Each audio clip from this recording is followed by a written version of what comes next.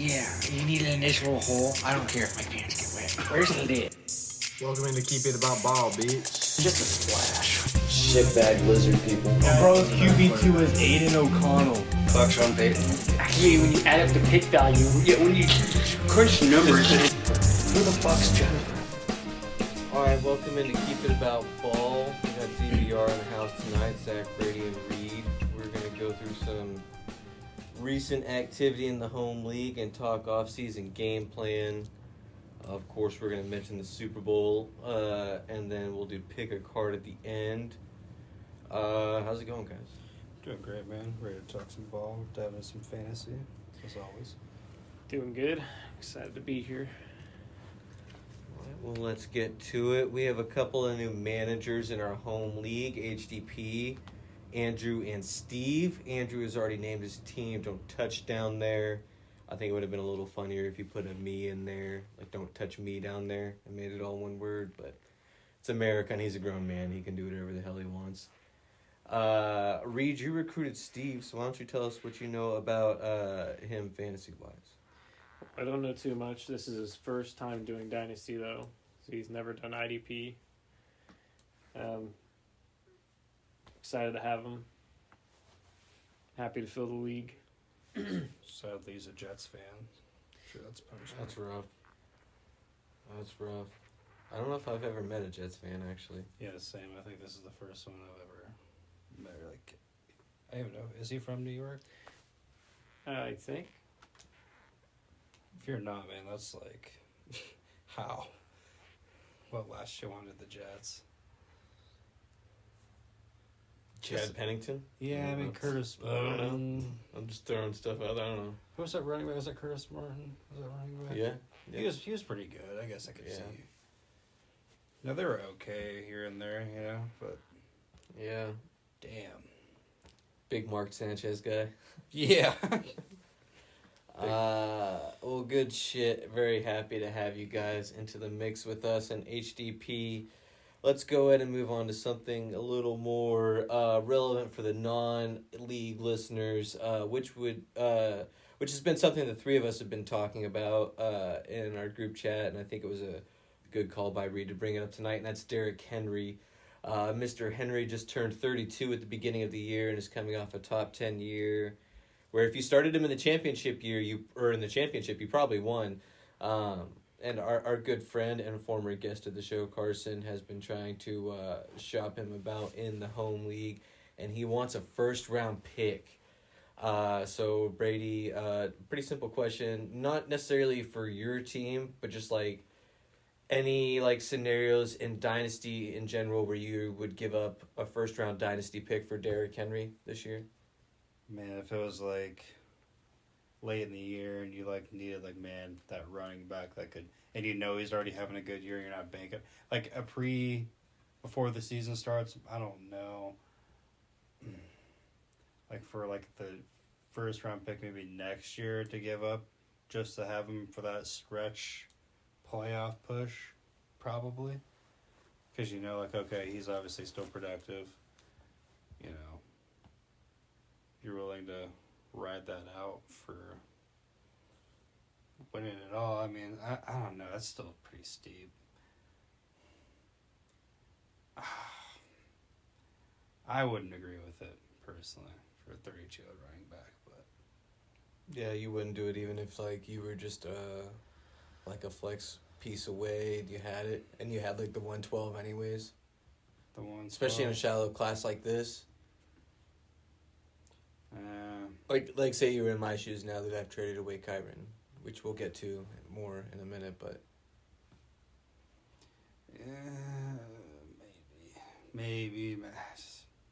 Then you're like, what if? I don't know. I just don't think I would personally. Yeah, it's tough. I mean, dude, you're making a good case of why you would, but like just. I don't think I could stomach it for a 32-year-old running back. I don't know. Because if it doesn't pan out, say he's, I don't know, I mean, like, maybe he doesn't let you down, but, like, bam, the trade wasn't even worth it anyway because maybe he falls off a cliff the next year and you gave up that pick. So, and you don't win it all. So, I mean, I don't know. It's a lot to think about, but I wouldn't do it. Yeah, better off trying to make the trade later in the season than preseason asking for a first. Yeah. You have to bank it's not a cliff here, and he's toast. The guy, he's a freak, though. He is. He might just have another good top 10 year, but I wouldn't bank on it in preseason. It's a lot of work. Around playoff time, if he's out, Maybe a new system, I'm sure, that they're going to be running. Yeah, that's my biggest concern with it. I don't know who the OC is acquiring him is who Yes. knows what the offense is going to look like next year. I mean, if Lamar is healthy, then I think, if they have a competent offensive coordinator, they're going to be fine, But I just don't know if he's going to be healthy, Derrick Right. Henry, Just, Yeah, that's possible. Father Time is undefeated, so. Yes, he is. We'll go ahead and move on. I made a trade with Bolt Gang, aka Tate. It was a pretty simple trade, straight up. Kyron for T. Higgins. He already has Corum, so and he needed an RB2, so it kind of makes sense for him. He's got James Cook and only had Isaiah Pacheco after that. But now he's got Kyron, and he's got Kyron's handcuff. And I think, low-key, there might be a chance that if Devontae Adams is gone next year, he caught, how many touchdowns this year? And they were, I think, all red zone targets. Or something. Yeah, and they were pretty much all red zone, I think, except for, one, maybe two. Yeah. And Kyron still got red zone work last year, or within the year, and was still, a threat down there. And so... And that offense here is always going to be a threat to score. Yeah, and you open up, 16 touchdowns right there. You'd think some of that's going to go to Kyron probably in the red zone. I think his red zone role is pretty safe. But Blake Corum, I think, could actually be a flex option for Tate next year, too. And maybe even start them both at the same time. If he's still getting 15 attempts a game and getting a couple pass attempts, and then maybe, getting another touchdown or two on the season or something, he might have some good weeks available there, too. I don't know how long Kyron has left as far as being very valuable, with Corum being so... relevant, yeah. Right. And part of it, that's part of why I targeted Tate too, in the trades, just because I was like, nobody's gonna value him or get more out of him than he is, just because you've got the contingency plan. So either way, you've got the whatever the good one is, you've got it locked up because it's not Jarquez Hunter. Yeah, that dude didn't even sniff the field this year. Definitely not. You could always go out and draft another guy. You never know. With the Rams. So. But then as for myself, I acquired T. Higgins, stack him with Joe Burrow, and I feel like it pretty confidently gives me the best receiving room in the league.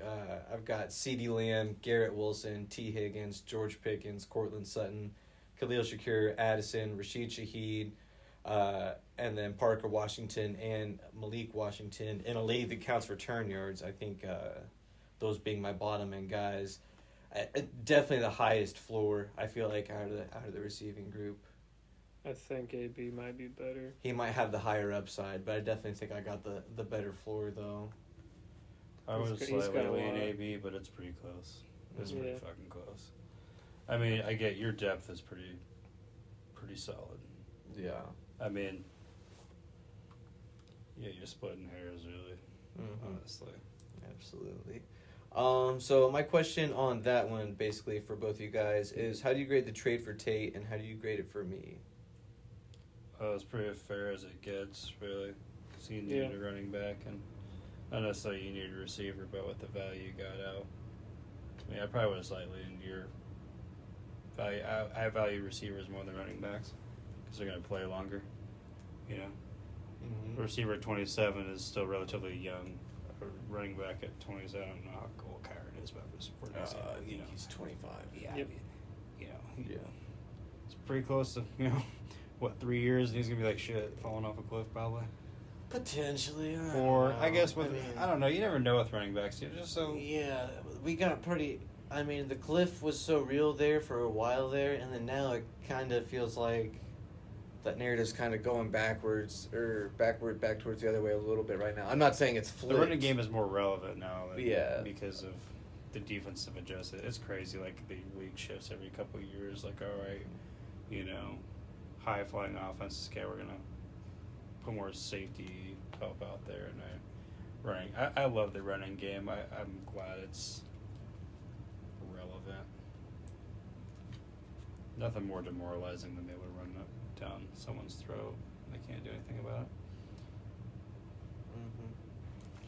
All right, well, switching gears to our international league, Reed has made a trade, sending away Marvin Harrison Jr. for Emeka Egbuka and Keyshawn Butte. A pretty nice, solid trade, I feel like. Reed, do you want to break it down for us? Yeah, so I had put him and a couple other players on the trade block.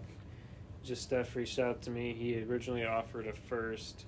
I had countered with something, and he didn't really like it, so he withdrew both trades. And then after a week or so, he hit me back up. I asked him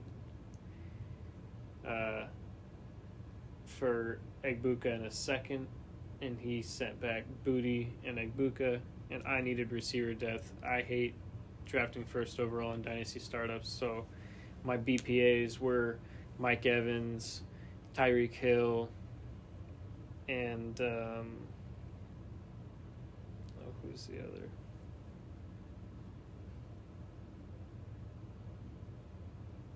Wan'Dale Robinson. Like, those are my best receivers, so I needed depth. I like Booty's upside with Drake May, and Egbuka's going to be taking over the team with McMillan here before too long. Godwin and Mike Evans are going to be gone. Yeah, I'm excited for McMillan. I have him in this league. I have him in HDP. I like his upside. It's pretty good. Sucks he was hurt most of the year.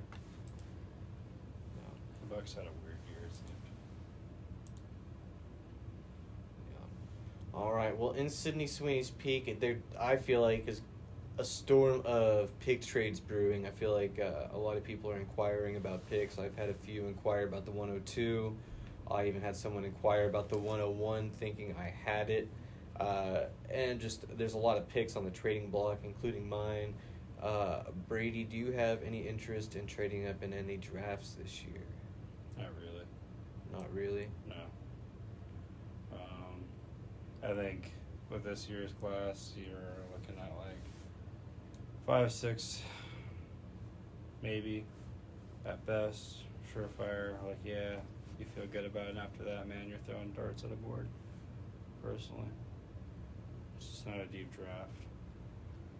And trading up for it just wouldn't be worth giving up capital, like if you're trying to give up future picks, or I don't know. Unless you think that you're able to get into maybe like the top 4, but depending on what your asking price is and how far you're moving back, I don't know. Probably not this year. Reed, are you trading up in any drafts? I've tossed around a few different things here and there, but I don't think I'm gonna trade up. I don't know if anyone wants to trade away their first round pick for more picks. I got extra seconds and thirds I'm trying to get rid of, but I don't know. It's still really early. I need to look at more draft prospects. I like some of the defensive players. I kind of like to draft 2 this year. Or they could change with like where players fall, I guess. But Yeah. yeah, Yeah, I remember that being a big part of the process last year was start to get excited about a player, then you'd be like, oh, wait, what if they land here? yeah. I guess if you're asking him now, like a few months before the draft, like probably not. But then once, player that falls to maybe your favorite team, like, oh man, Or you're just a big, really good situation. Yeah, you're like, oh man, yeah, definitely trade up for him. So Right. yeah, it could change. Ask me again in 2 months, and Yeah, absolutely. but Are we 2 months away from the draft? Is that about where we're at? we are a month and a half away from free agency, and the end of April is the draft. So Okay. we're 3 months. 3 months out. Oh, Seems like far away, but Yeah. We're talking about the draft. The Super Bowl hasn't even happened yet. well, I love Dynasty. Yeah. It's a fun process. Yeah. It I got a is. nice pool of defenders that I like, and I'm trying to make it bigger, but I want to get 2 of them and make like a top 20 list. It's a good draft class for it. See what I can do. Yeah, I need to figure out my D-backs. I need some better ones, so I'm probably drafting one somewhere. D-back. Mm-hmm. Yeah. Was Real quick, because did you draft Nick Emanuari? Emanuari? I didn't draft him. I picked him up. Yeah, he's really good. He has rookie. Used real well at the Seahawks. That's kind of impact I'm looking to draft. So Honestly, I don't know how he was available. yeah, I thought he got drafted originally. Yeah. I think AB did and then dropped him, if I'm not mistaken. But sucks to suck, I guess. Yeah, I guess so. But I appreciate it. While we move over to the Super Bowl, Brady, would you pull up FanDuel real quick? Yep. And pull up the lines on the games, or on the game. We got, of course, everybody knows the Patriots are underdogs against the Patriots. Patriots are against Patriots. Oh boy, the Patriots are underdog. In my book, they may as well be, because we can't lose. So no, we are underdogs against the Seahawks. And just as a Patriots fan, it feels good to be back. Starting to forget what it's like, you know. Yeah. Been a while. Nice. You know, Been a while. Celtics. We're like a year removed from that championship. You know, it's just starting to get a little rough there in Boston. You know, Wells running a little dry. Yeah, it's only been 49 years since the Vikings appeared in one. Yeah. Oh my God. Yeah. Absolute poverty. I can't imagine. Yeah. But yeah. Being a Patriots fan is like the only time I've ever been happy to be like linked to Israel.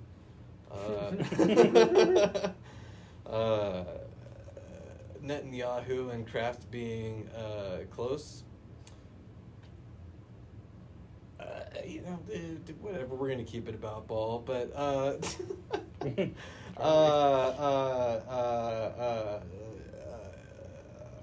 yeah. Feels good to be a Patriots fan. Brady, do you have those lines? I do. The Seahawks are favored by 4.5 points right now. Mm-hmm. If you were to take just the money, it'd be minus 235 for the Seahawks. The over/under for this game is 45.5 points. Okay. So I feel like that's a little high. yeah, something tells me it could be I don't know, this classic just kind of shootout in You like the think so? fourth quarter. Yeah, I could see it. It's gonna be like in controlled weather. It's gonna be nicer weather. You know, both quarterbacks can obviously sling it. They got JSN on one side, and they got a couple of good receivers on the other. I could see it getting into the high 20s, like a 28-24 or a 31-28. I think it's going to come down to Denver's offense and Denver's. Yeah. Denver's. Get Bo Nix out of your mind, but Patriots defense. They're going to have to step up against the Seahawks. And if the Patriots are going to struggle against Denver's D, and then they're playing the Seahawks. Stepping up all postseason. What are you talking about? Step up. They've been stepping up like that's all they've been doing is stepping up. We'll see. I think it's going to be Seahawks. that's who you're taking. Yep. Coward. Do you have a prediction? Like a 24-16. 24-16 Seahawks. Super Bowl MVP, maybe. It kind of depends what kind of game it is. Say it. Say it. Say it. Say it. Say what? Who do you think Oh, it's gonna be? say what? You know what we're talking about. Say it. Super Bowl MVP. Come on. If they Let it out. If they put the game on his shoulders like they did in the conference championship, Put it's the going to game be on his shoulder. yeah. Because I mean, they run a lot. They're the third most run As heavy you're team in supposed the to with your league. quarterback. Well, yeah, it's good. Sometimes they just run a lot. Like they didn't ask a lot from him in the first playoff game before the championship. So you're saying not Sam Darnold? I said it. Well, I think it goes one of two ways. I think it goes one of two ways. I think it could be Sam Darnold, or if it's like one of the regular season games where he throws it for like 213, but 140 of it's JSN, and he's got 2 touchdowns, and it's probably going to be JSN Super Bowl MVP. I think, but who knows? Just answer the question. One of those two guys. Depends how the game Yeah. goes. Sam Darnold. Yeah. Okay. I of course am gonna take the Patriots, and I'm gonna go. I think I think pretty low scoring. I think maybe like 14, 17, 14, maybe like 17, 13, maybe lower scoring than that. Maybe like maybe no. I'm gonna go 14, 13 Patriots. You're going with an ugly Super Bowl. Yeah. I don't think it's gonna be nice. Wow, I think our defense is pretty solid. I think we can contain JSN, and yeah, I think we have the means to do that, and I think we can get after Sam Darnold and confuse him enough. And I also think that their defense can keep Drake May and our mostly mid-skill position players in check. I will say Will Campbell's gotten a lot of flack this postseason. I understand it has been great, but he, wild card, running up against Khalil Mack, who's not prime Khalil Mack, obviously, but that's still not an easy task for a rookie left tackle. Week 2, he's got Danielle Hunter and Will Anderson Jr. And then in the conference championship, he's got freaking the Denver pass rush, Zach Allen and Nick Bonito, who just led the league in pressures and like all this like. I think people are kind of overblowing a little bit on the Will Campbell hate. I think he's pretty solid. Yeah, he's solid. Yeah, I would ideally like to see him maybe swung over to right tackle, where he could maybe just be like an elite right tackle, or be a really good, maybe not elite, maybe that's too far, but like a really good right tackle. Before you drafted him, he should be. Well, where you drafted him, he should be elite. Yeah, That's a really high pick. So, I don't know. I got Seattle winning this game, though, 27-21. Sam Darnold MVP. Yep. It's going to be a pretty competitive game. I think the Patriots will have a chance to drive and try to win it, but I think they fall short. Either turnover on downs or an interception or something. I did not predict Super Bowl MVP. I'm going to go a defensive player, especially just in the nature of the score I picked. And I'm going to throw out Milton Williams or Robert Spillane, one of those two dudes. Okay. One of those two dudes is going to make a huge play that's going to be key to the game. Like a strip sack for a tutty or something. Or a big return or an interception or something of the sorts. I always like it when a 14 non-QB. tackles, pick 6. Yeah. I do always like when a non-QB wins the Super Bowl MVP. It's not rare either. It actually happens quite often. Yeah, I feel like it's not usually a QB unless they have a good game. Yeah. I feel like that's the rare time QBs don't maybe. Although, get the I remember awareness Pat there. Mahomes had a really meh game and they gave it to him when they probably could have gave it to somebody else. But I think I remember what you're talking about, but yeah, like 2 touchdowns, 2 picks. I mean, he played fine. I don't think there was anyone else that was like that obvious though. Yeah, I guess. Because Kelsey, I don't think had a crazy game. None of the receivers. I mean, he kind of spread the ball. You probably around. would have had to pick a defensive player or something. Yeah. Who knows? Well, I think that will wrap it up for the Super Bowl talk. Let's move on to the final segment for tonight. Pick a card. Finally actually prepared for this.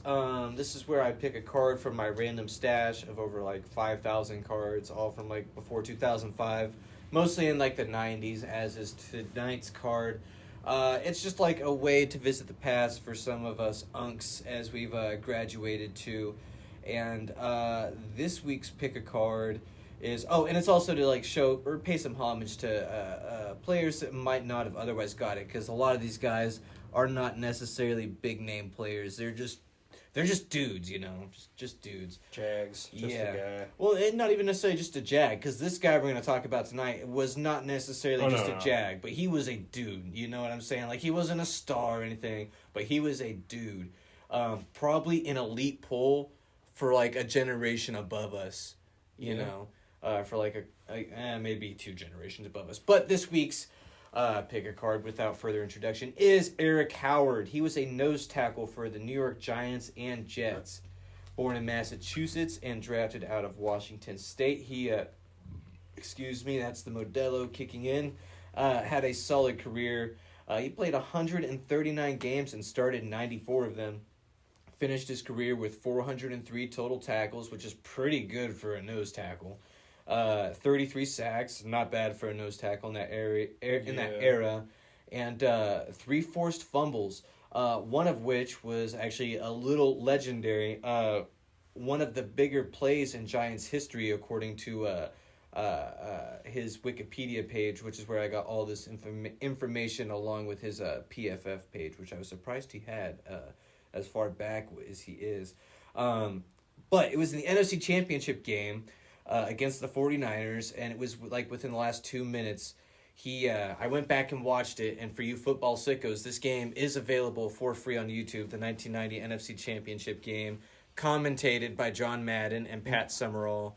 And I didn't watch the whole thing, but I watched like the last 5 minutes to watch this play, and it was pretty enjoyable. You forget how good John Madden was at his job. I remember him growing up. Like, he was a treat. Yeah, it was really good, and it just reminds you why the game series is named after him. Oh yeah. Mm-hmm.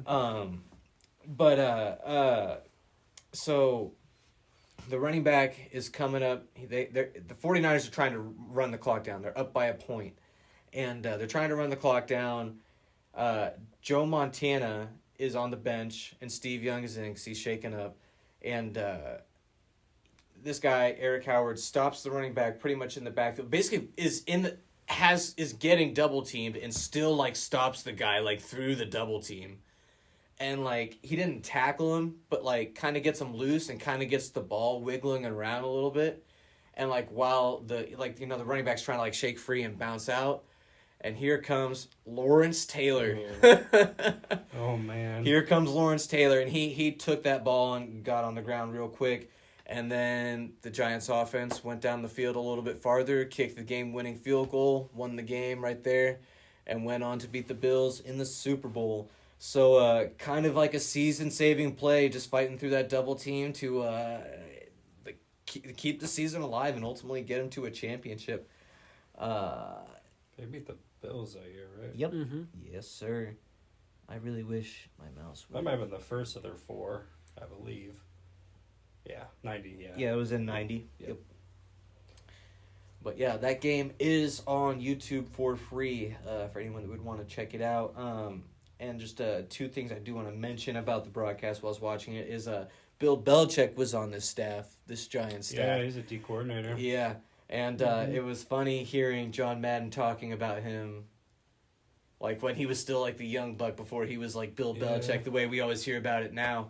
And just like, because I don't remember exactly what he said, but it was something to the effect of like, and Bill Belichick thought this guy right here was going to be able to handle bouncing out right here to come through this gap and make this tackle, but he wasn't able to do it. Blah, blah, blah, blah, blah. Bill will adjust that, blah, blah, blah, and something like that. And it was really cool to hear. Yeah. Like that, and just to hear Bill, like, in that time frame, like, I knew he coached, but it's, like, the first time I've ever watched something and, like, heard him talked about, for like, himself on that Giants defense, man. Yeah. Like, he won 2 Super Bowls with them, 186 and 90. Yeah. And Bill, yeah. That, crazy snub. And then it was funny, one other thing that John Madden said. So, like I said, Steve Young had come in for Joe Montana, and John Madden goes, "You want to know why you pay a backup quarterback $1 million? This is why." And I was just like, oh, man, how times have changed. Oh, man, how times have that minimum changed. now, not even. Yeah, I mean, you pay your quarterback $1 million these days. Good luck. Yeah. Practice squad. That's how you get Chris Ludicon starting games for Max you. Brosmer. Even he's probably making more than $1 million a year. Oh man, but yeah, that was Eric Howard. Congrats on a very solid career and a very legendary play, a very important play. And that is it for us tonight. Make sure you go like and subscribe. Check us out on Twitter at Keep It About Ball. And you guys take care. See ya. Peace. Shitbag lizard people. Bro's QB2 is Aiden O'Connell. Bucks on Peyton. Actually, when you add up the pick value, when you crunch the numbers, Who the fuck's Jennifer?